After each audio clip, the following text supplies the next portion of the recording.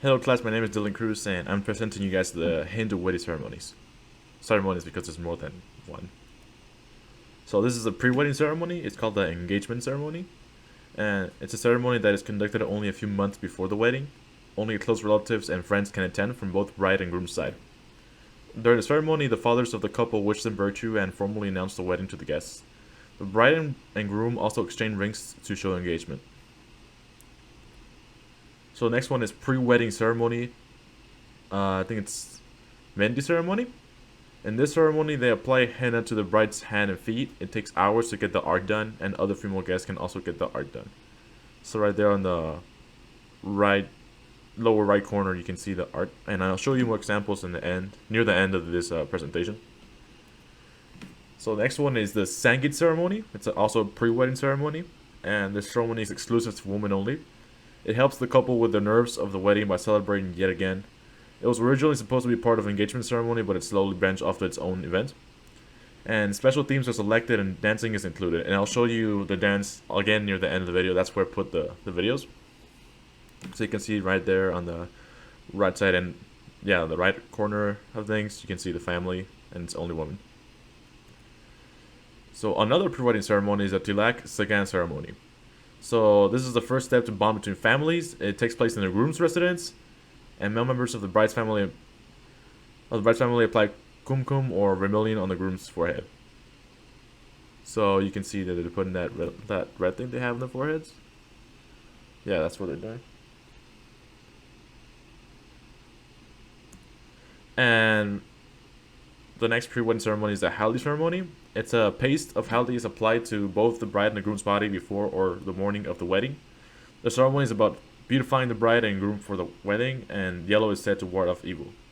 So they're basically applying this yellow paste all over themselves, and it honestly looks pretty fun.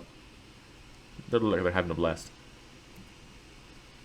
And another ceremony, it's another pre-wedding ceremony, is the Roka ceremony. So this is considered to be the first step towards marriage, and it's an official announcement of the consent to marriage from both the bride and the groom. And the families of both sides gather and exchange gifts. So now we're going to the post-wedding ceremony. So this is called Vidai. And it marks the completion of the wedding. And bride throws over her head 5 handfuls of rice that reflects wealth and prosperity. The bride's brothers and cousins help push the car she is living in to show their support in her marriage. And money is thrown on the road to ward off evil spirits as well. And some of the foods that you might see in a wedding are dosa, which is like a tortilla. And, you know, it has little sauces on the side, which is really cool. And sabzi, I think that's like, yeah, it's a bunch of veggies, but I think those are potatoes in them. Sabzi is more generally used to describe like a dish that like has a lot of vegetables. And samosas is it's a lot like empanadas. It looks really similar, and it looks pretty good too. And dal is like it's like a lentil soup, so it's like a kind of like a veggie soup too.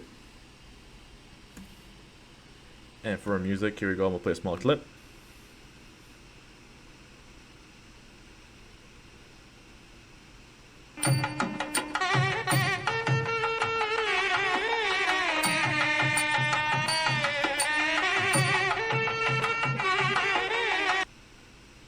So that's traditional marriage music. Oh, sorry, play that again. And here's some traditional clothing from the wed couple. You can see that it's some very fancy stuff. It's very nuanced in the design of things. And it looks really cool. And here we have the dance that I told you about of the Sangeet dance ceremony.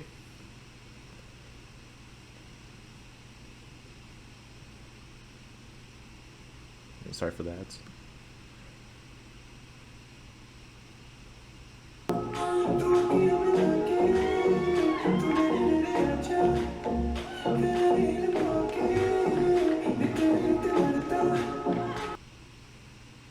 So you can see that the dance, obviously the music is a little more modern, but you know the dance is there. And here's some more Mendi designs. So you can see that this is like really intricate artwork, and I can see why it takes hours for it to complete. I'm not much of an artist myself, so I'm pretty sure this will take me a whole day. But yeah, very beautiful stuff. And for my intercultural communication terms, so I chose to say the Hindu society tends to communicate in more of an indirect way, choosing to remain polite at all times. And the Hindu culture involves karma and many consequences it can create, and therefore that's why there's a lot of gift giving. And being an elder is a form of status in India, and it is expected to respect your elders and their wisdom. That's my works cited page, and thank you a lot for sticking through, and have a great day.